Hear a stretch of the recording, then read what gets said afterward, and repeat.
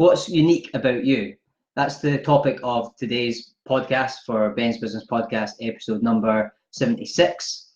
I'm actually on a social media fast for 30 days at the moment, so I'm not supposed to be doing this. I was going to get someone down, Michael down to film for this, but I've decided to cheat. It's just easier to do it myself. So I'm doing this Facebook Live and then I'm getting off, and I won't be back on social media until I'm doing these Facebook Lives weekly.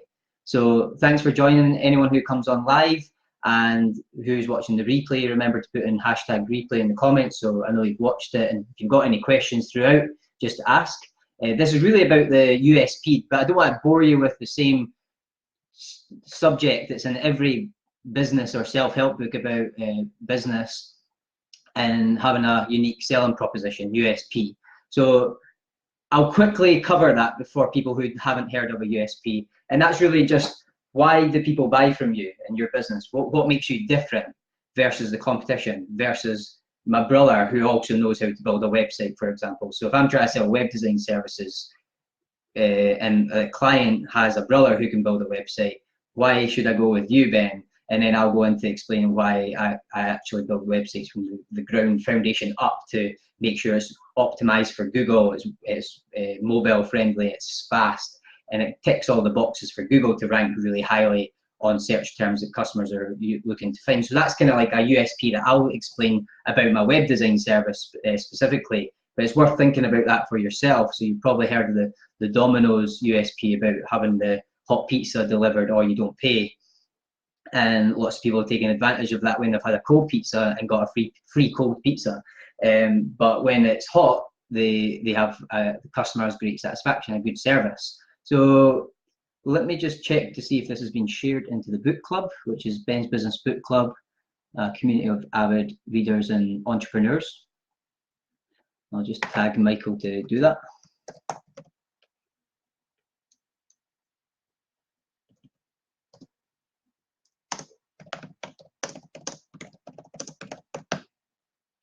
Okay, let's get started. So that's the USP, but what I want to specifically talk about as well is unique experience and your personal USP, which is really an extension of your USP, and it was discussed in this book, the 80-20 Sales and Marketing by Perry Marshall, which is a great book, and he talks about this part about, well, he gives a great example of a limo driver giving a unique experience where they go and get a hot Starbucks coffee and the morning newspaper and guarantee that they'll get the person, the executive, to the airport on time, or they don't pay, it's free.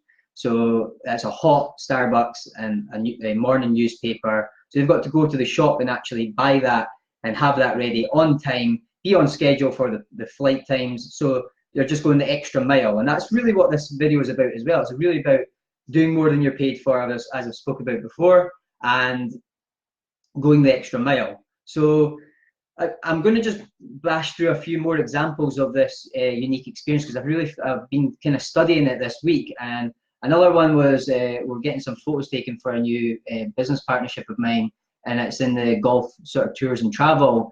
And what he does is he went to the shop and went and got these golfers who were just about to finish hole 18 and go to the next golf course up in St Andrews. And he would go in and go to the supermarket and buy them like a 4-pack of Budweiser, and he had a wine cooler with ice. So he bought the ice and he bought 4 beers, stuck it in the wine cooler in the middle of the back of the executive Mercedes bus that they were going into. And that was laid out. He drove down and picked them up, and that was there as a surprise to them. So that's going the extra mile. And those types of things are the difference between being tipped, being recommended, repeat customers when they come back over to Scotland. So simple things like this go a long way. So going the extra mile helps your business go the extra mile. And a bed and breakfast I was speaking to as well up in Fife, they would actually call the customer before they actually arrive at their bed and breakfast. And they would ask if they need any restaurants, local restaurants booked, anything reserved for them, such as events. And they also have this on TripAdvisor. It's quite a famous breakfast now, because she's got a unique recipe that she's actually got from a South African chef, which I found very interesting. And then the whiskey tray that they had inside the bed and breakfast as well, Scotch whiskey. And a lot of the people are travelers traveling from America, and they love the Scotch whiskey. And that's some of the reasons that like people come to Scotland for. So having that tray in the B&B, I thought was a great touch. So it's just those special touches. Barbers as well have and hairdressers. So hairdressers give people a head massage, which I've experienced a head massage before I got my hair cut, and I didn't expect that the first time that happened, and then I just got used to it. And you pay a premium for this kind of experience. And the hot towel shave, which I got a while ago, they massaged your face, which I didn't expect. I was just expecting to have my face shaved. And then like coffee on arrival, one of my barbers do, and another one they give you a beer on, if it's Friday, they give you a beer, which is a great touch as well. So think about all those ways that you can add these special touches to your business, just to add this unique experience that will go a long way, and you'll end up getting that written in your testimonials and reviews on Google and Facebook reviews. And then the other part is your personal USP, like I've said, is an extension of your business USP. So this is about you. And it's hard to get people to think about this, because this is kind of like your unromantic, plain, everyday genius, the part of you that people love that you might not actually be able to see. So it's important to ask for this, which I'll go into how to do that. But this like sort of personal USP comes from your passion, your personality, and your unique experience in life.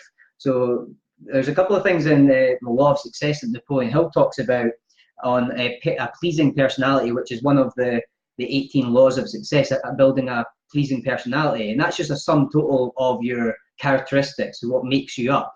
I'm just going to stop this app from blocking me off of Facebook, because then this live will end all of a sudden, because I've got the Stay Focused app on. So I've got to turn it off before it blocks me, and then I'll turn it back on when I go back on my social media fast. So getting back to it, your passions, your personality. A good example of a passion, when I was actually visiting with a golf tour company, a B&B, I didn't know much about, they actually cater for a lot of golfers, and there was going to be a bit of golf chat, and I'm not a golfer, and I don't really have an interest or a passion for golf, but the golf tour's executive travel driver who I was with, I brought with me to this meeting to build up partnerships.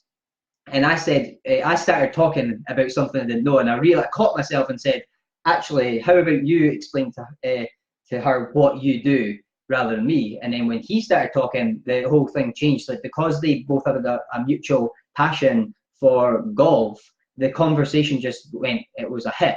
And they liked us. We got on with them. There was a great, just a great relationship was built. And I would just organize this relationship to partner them up to create a bit of partnership in this business we're setting up.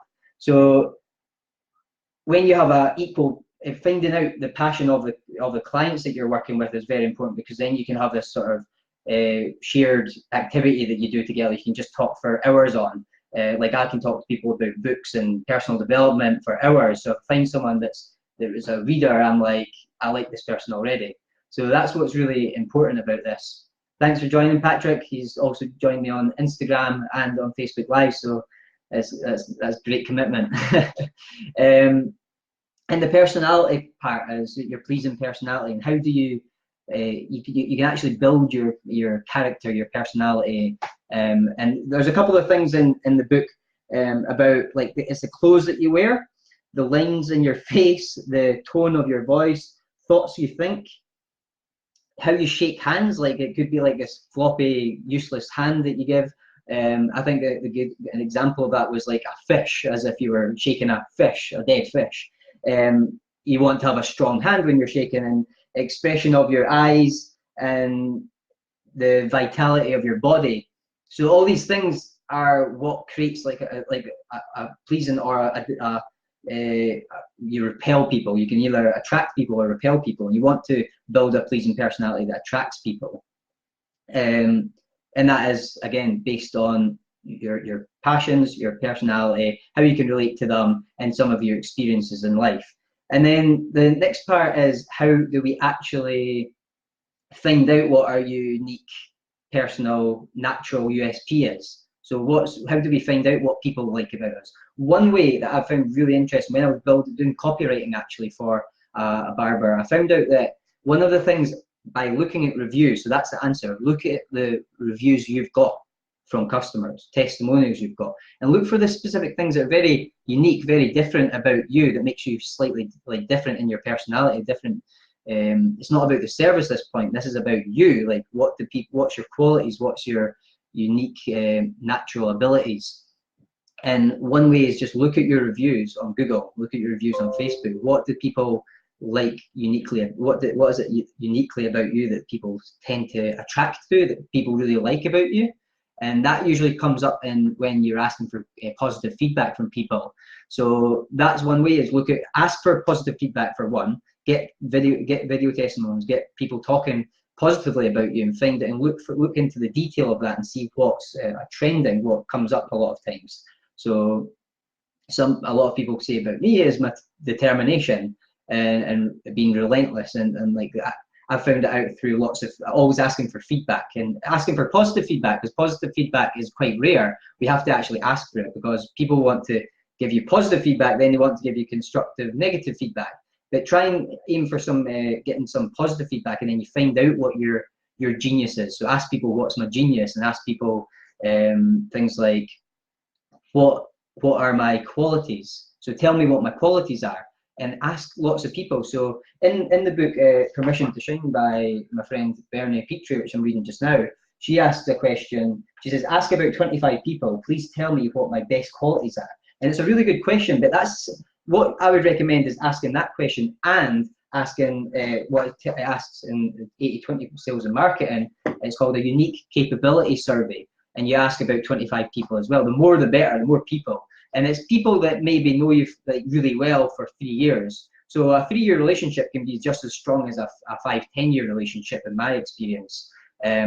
Relationships can go really fast. So ask those people that know you really well. Doesn't really matter how many years, but probably the longer the better. So you want to ask all your family, your mum, your dad, and your aunties, your people who know you well, friends, colleagues, the people who have worked with you, and when you've been in adversity. That's what people who know you very well when you're about to pop, when you're getting maybe close to getting angry or being angry, or you're blowing up. So people know your strengths and weaknesses. But the point of this one is to find out your strengths, your genius, your qualities. So ask them for your strengths. Ask them, what's my unique capabilities? What am I naturally good at that maybe other people don't find as easy? So like what's the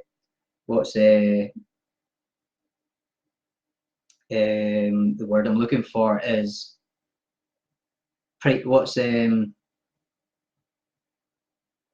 hold attention. Basically, what's easy for you is priceless for someone else. That's what Bernie says.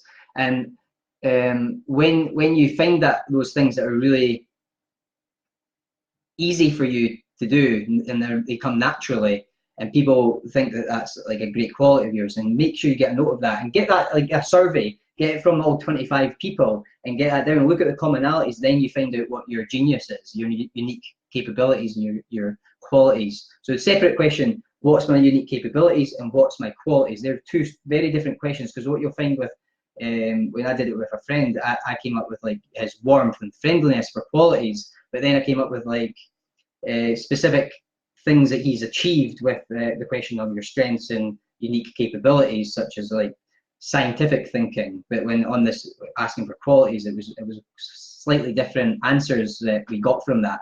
So just ask, look at your reviews, and that's one of the ways to find out really what's unique about you and what's your natural personal USP, unique selling proposition.